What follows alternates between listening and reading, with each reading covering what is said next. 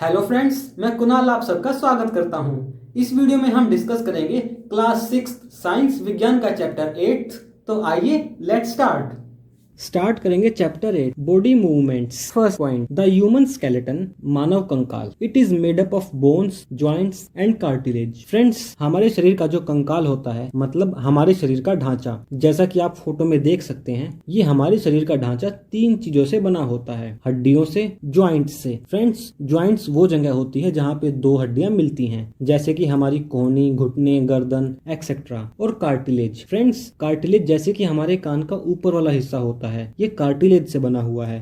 ये हड्डी की तरह हार्ड नहीं होता है और इसे मोड़ा भी जा सकता है, फ्लेक्सिबल होता है ये। बात करेंगे नेक्स्ट पॉइंट की। At birth human skeleton has 305 bones. Number of bones decreases to 206 bones by adulthood as some bones fuses together. Friends, जब बच्चा पैदा होता है तो उसके अंदर 305 हड्डियां होती हैं, पर जैसे जैसे वो बड़ा होता है कुछ हड्डियां आपस में जुड़ जाती हैं, जिस कारण एडल्ट होने तक ये हड्डियां 206 ही रह जाती हैं। बात करेंगे नेक्स्ट पॉइंट की, ज्वाइंट्स। फ्रेंड्स, ज्वाइंट्स के बारे में हम बात कर चुके हैं। ये वो जगह होती है जहाँ पे 2 हड्डियां आपस में जुड़ती हैं। इन ज्वाइंट्स से ही हम मूवमेंट कर सकते हैं, जैसे कि हम अपनी कोहनी मोड़ सकते हैं क्योंकि कोहनी एक ज्वाइंट है। हम अपना कंधा हिला सकते हैं, मोड़ सकते हैं क्योंकि कंधा भी एक ज्वाइंट है। जो ज्वाइंट्स होते हैं, हम बॉडी को यहीं से मूव कर सकते हैं। जहाँ ज्वाइंट नहीं है उस बॉडी पार्ट को हम मूव नहीं कर सकते।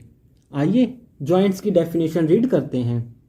Places where 2 bones are joint are called joints. Example elbow, shoulder. बात करेंगे नेक्स्ट पॉइंट की। वी कैन मूव और bend our body only at these points. Friends, जो हमारी बॉडी होती है उसको हम सिर्फ ज्वाइंट से ही मोड़ सकते हैं या हिला सकते हैं। कोई भी मूवमेंट अगर हमें करनी है तो वो सिर्फ ज्वाइंट से ही पॉसिबल होती है। बात करेंगे टाइप्स ऑफ ज्वाइंट्स की। First, ball and socket joints. Friend, ball and socket joints को आप डायग्राम में देख सकते हैं। ऐसा ही होता है ball and socket joint.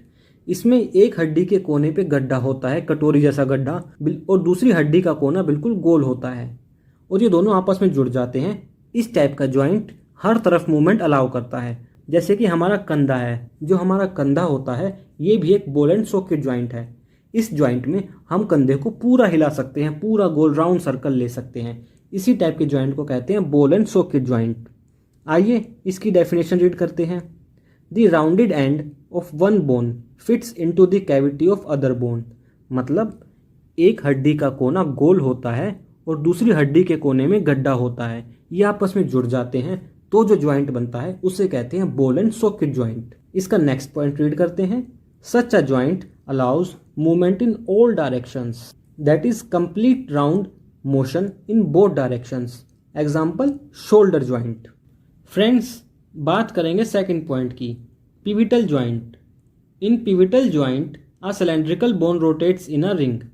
Friends, इस ज्वाइंट में एक सिलेंड्रिकल हड्डी एक रिंग मतलब गोल छल्ले टाइप के स्ट्रक्चर में घुसती है और वो घूम सकती है।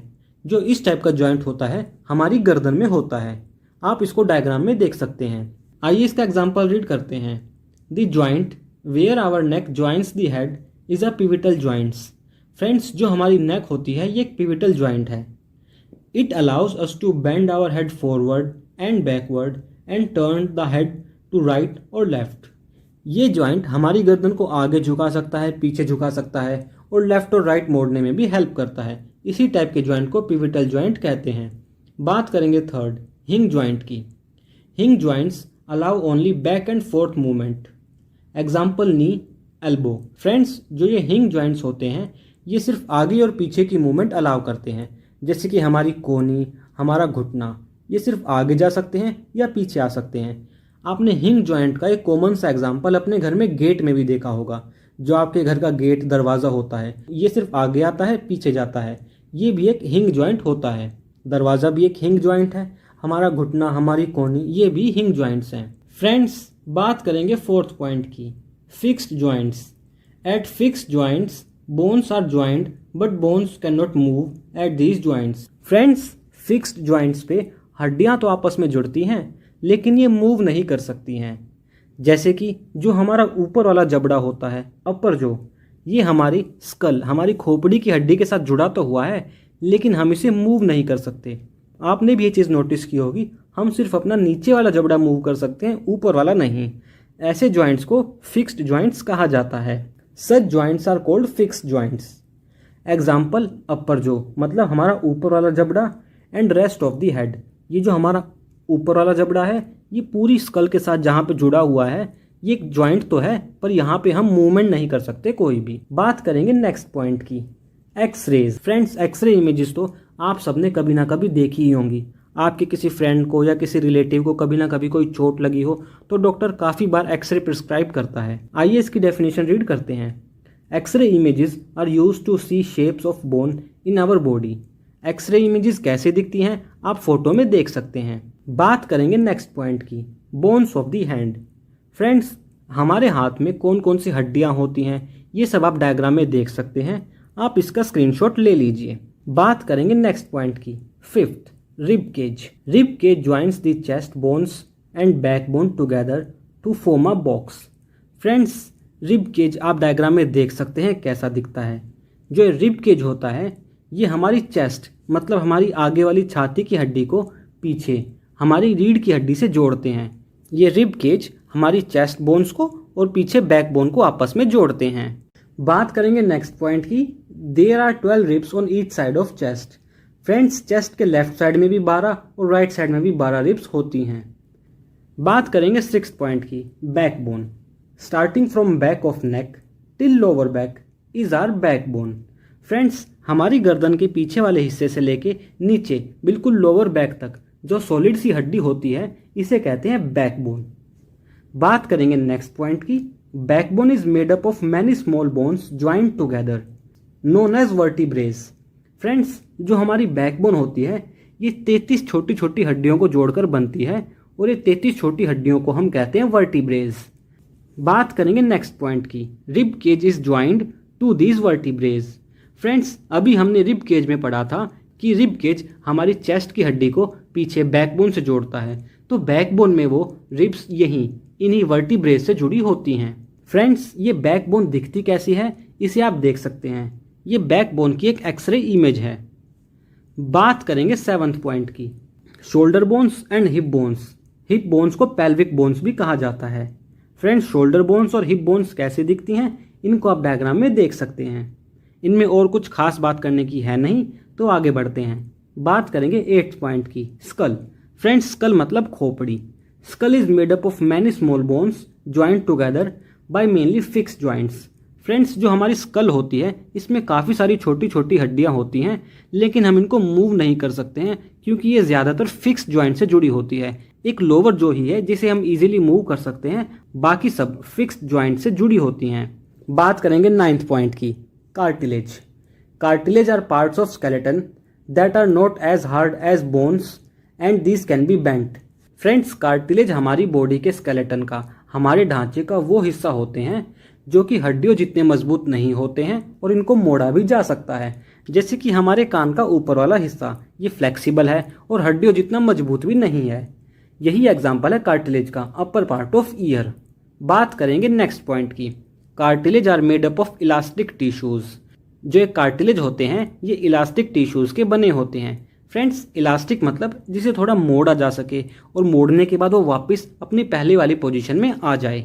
बात करेंगे नेक्स्ट पॉइंट की, cartilage protects the end of long bones at the joints. Friends, जहाँ पे भी बोन्स जुड़ती हैं जॉइंट्स पे उनके बीच में एक कार्टिलेज की लेयर होती है। ये लेयर इसलिए होती है क्योंकि जॉइंट पे लगातार मूवमेंट होती रहती है। अगर वहाँ पे कार्टिलेज नहीं होगा, डायरेक्ट बोन्स आपस में जुड़ेंगी तो बोन्स काफ़ी सख्त होने के कारण एक दूसरे को नुकसान पहुँचा सकती हैं। इसलिए उनके बीच में एक सॉफ्ट कार्टिलेज की लेयर होती है ताकि हड्डियाँ एक दूसरे को नुकसान ना पहुँचा पाए। बात करेंगे 10th पॉइंट की, मसल्स। फ्रेंड्स, मसल्स को आप सब जानते हैं अच्छे से, हमारी बाइसेप्स की मसल, ट्राइसेप्स की मसल, ऐसे ही हमारी पूरी बॉडी में मसल्स होती हैं। ये मसल्स ही होती हैं जो हमें बॉडी पार्ट्स हिलाने के लिए पावर देती हैं, यही पावर जनरेट करती हैं। जिस इंसान की मसल्स ज़्यादा स्ट्रॉन्ग होती हैं वो ज़्यादा पावर जनरेट कर पाता है। आइए मसल्स की डेफिनेशन रीड करते हैं। Muscles are soft tissues which produce force and motion. Muscles एक सॉफ्ट टिश्यू से बनती हैं जो फोर्स और मोशन प्रोड्यूस करती हैं। फोर्स मतलब ताकत और मोशन मतलब गति। बात करेंगे नेक्स्ट पॉइंट की, muscles work in pair to move bones. Friends, muscles हरदम पेयर में काम करती हैं, मतलब किसी हड्डी को या किसी जॉइंट को हिलाने के लिए एक मसल नहीं होगी, दो मसल चाहिएगी। ये हरदम पेयर में ही काम करती हैं। चाहे कहीं पे भी हमें मोशन प्रोड्यूस करना हो, किसी भी जॉइंट पे कहीं भी हमें मोशन प्रोड्यूस करना होगा, हमें दो मसल्स चाहिए, एक मसल से नहीं हो पाएगा। बात करेंगे नेक्स्ट पॉइंट की। One muscle contracts and other relaxes and vice versa. Friends, ये तरीका होता है मसल्स का बोन्स को मूव करने का। जैसे कि हमें किसी भी जॉइंट से मूवमेंट करनी है, जैसे कि आप डंबल उठाते हैं।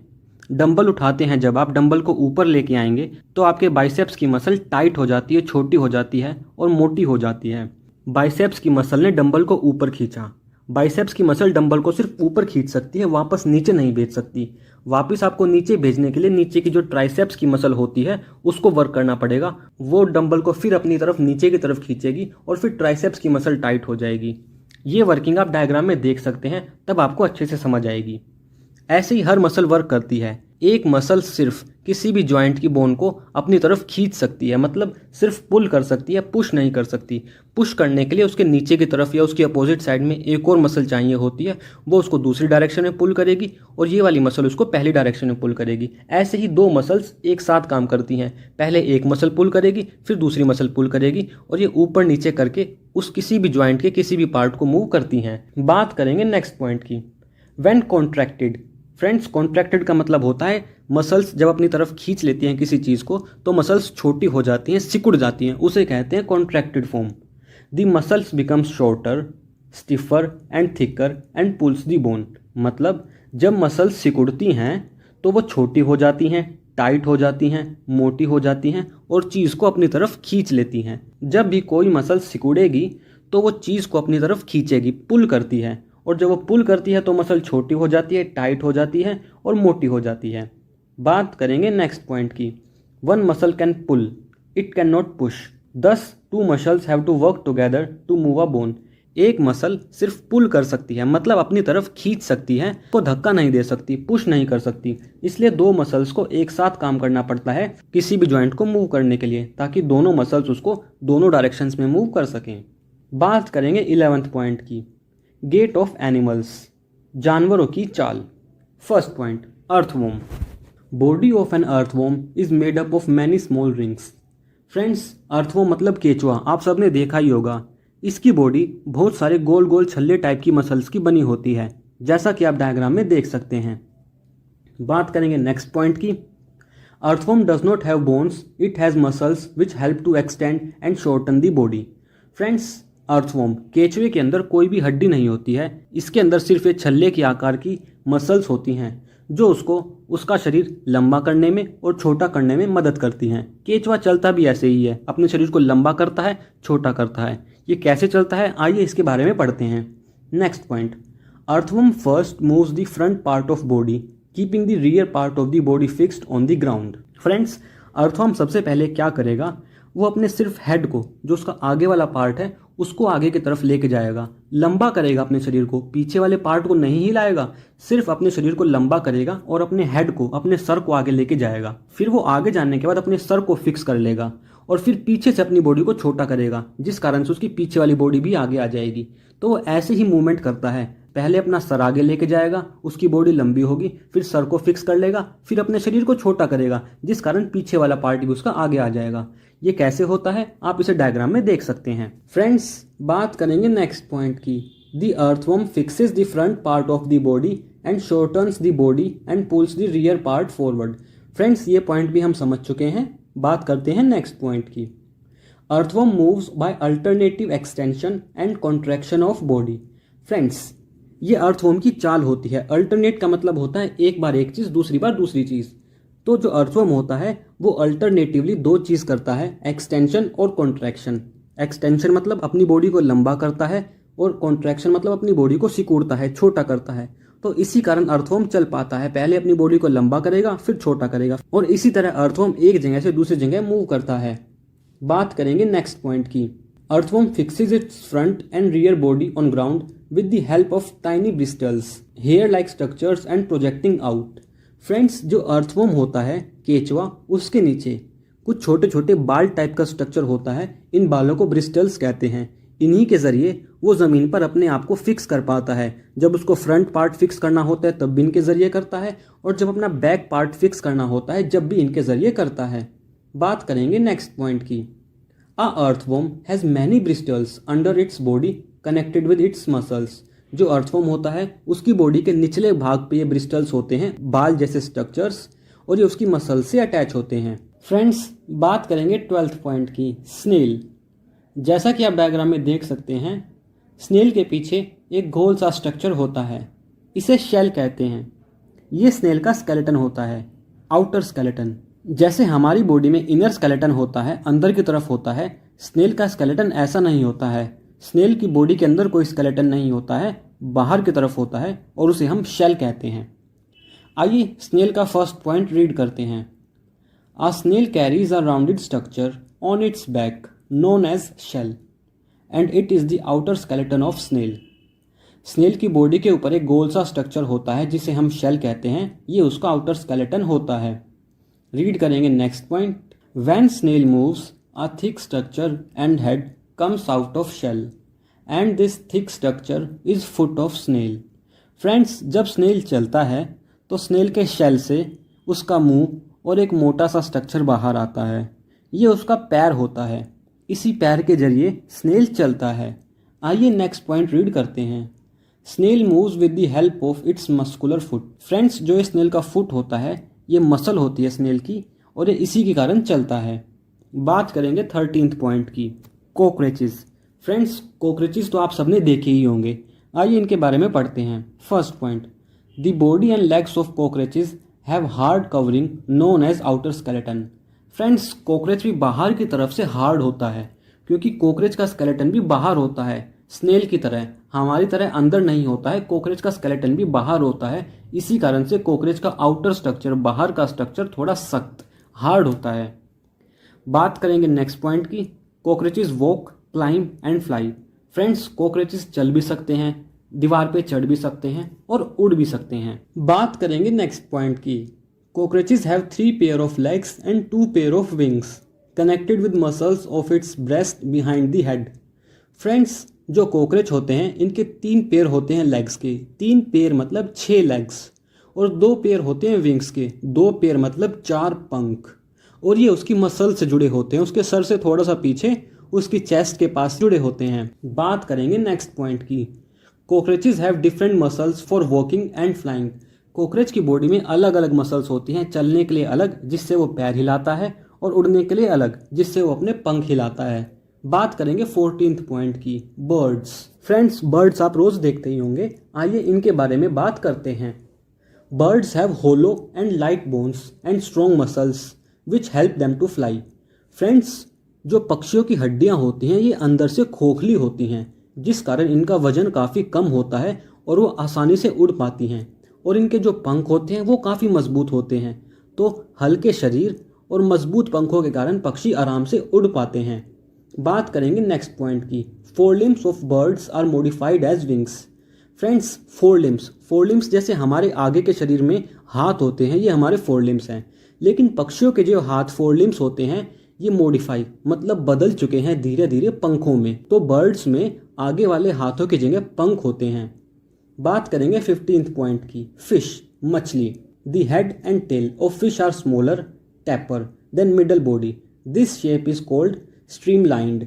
फ्रेंड्स, जो मछली होती है उसका बीच वाला हिस्सा मोटा होता है और आगे वाला और पीछे वाला हिस्सा पतला होता है बीच वाले हिस्से के कंपैरिजन में। ये शेप काफ़ी अच्छी होती है तैरने के लिए, इसलिए इनकी शेप ऐसी होती है क्योंकि इनको सारा दिन पानी में तैरना ही होता है। और फ्रेंड्स, इस शेप को स्ट्रीमलाइंड शेप कहा जाता है। बात करेंगे नेक्स्ट पॉइंट की, fish moves by forming loops, curves. Friends, जो फिश होती है जैसा कि आप डायग्राम में देख सकते हैं, अपनी बॉडी को कर्व करती है और कर्व करने के बाद झटका देती है।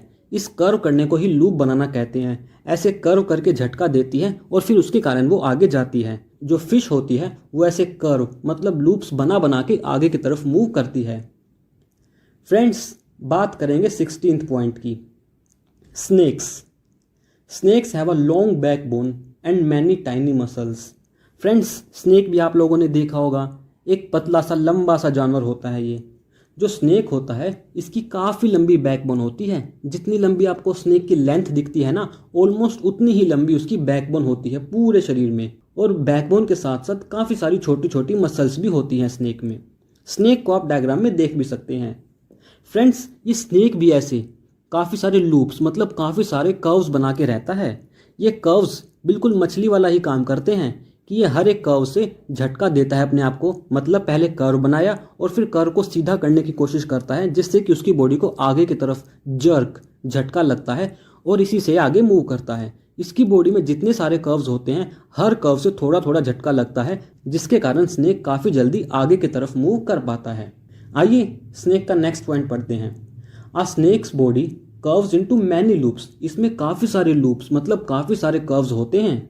Each loop of snake gives it a forward push for moving. हर एक लूप मतलब हर एक कर्व इसको आगे की तरफ बढ़ने के लिए जर्क झटका देता है, जिस कारण ये जल्दी जल्दी आगे बढ़ पाता है। फ्रेंड्स, मुझे उम्मीद है कि आपको ये वीडियो पसंद आई होगी। अगर आपको कोई डाउट है तो आप कमेंट सेक्शन में मुझसे पूछ सकते हैं। वीडियो के पसंद आने पे लाइक, शेयर और सब्सक्राइब करना ना भूलें। मिलते हैं नेक्स्ट वीडियो में। Bye bye.